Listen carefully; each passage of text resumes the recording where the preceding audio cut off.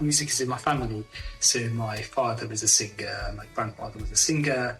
So ever since I was born, I was totally surrounded and immersed by it. That's where my journey actually began, and saying actually I want to go to learn a style of music which is not at my doorstep. Mm-hmm. And I firstly began to play the guitar, and then I later went on to train to play the piano. When my father was not at home, I would play the style of Indian classical music, which is sometimes taught on a organ called the harmonium. And instead of playing it on that, I would try to translate it onto the guitar and the piano, which is how this whole juxtaposition of playing Indian classical music or Western instruments began.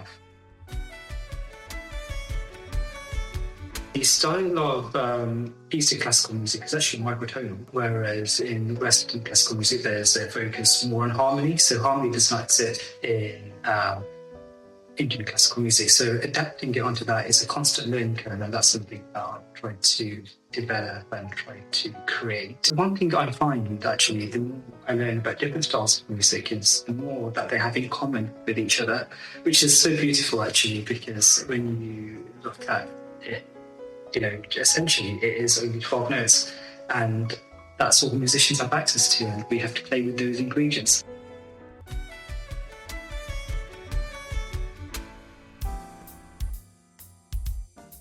Absolutely, I think it's incredibly vital. I think diversity helps expand our horizons. It influences how we think, and the more diverse voices we have, whether it's from communities or from musicians or from the range of art that we consume, the better our output is. And you rightly mentioned, those platforms which, we are working incredibly hard to help create a difference. So there is the Global Indian Creators podcast, which I co-host with Anita Dami, and what we are doing with that podcast is trying to give a voice to those who have really contributed to the creative industries between UK and India. And one thing I've actually found with working with a number of charities across the years is the number of established musicians who are also working with these charities, because it is only together, when we are all together, we are able to collaborate and we are able to come up with ideas. And I think it's the power of collaboration with the charities, with the practitioners, which really brings everything together and makes that difference.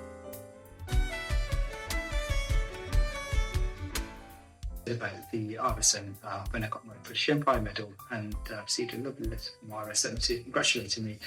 And when I read more about the RSM, I thought it's incredibly vital that more people do get to hear about it, and it does expand its reach, because so many people have benefited from it.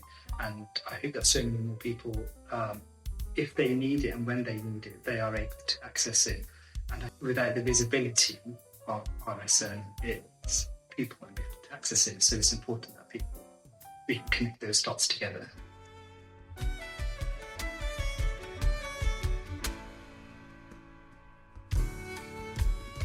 So the RSM is the oldest UK's music charity, and it provides a crucial financial support to those who are unable to work.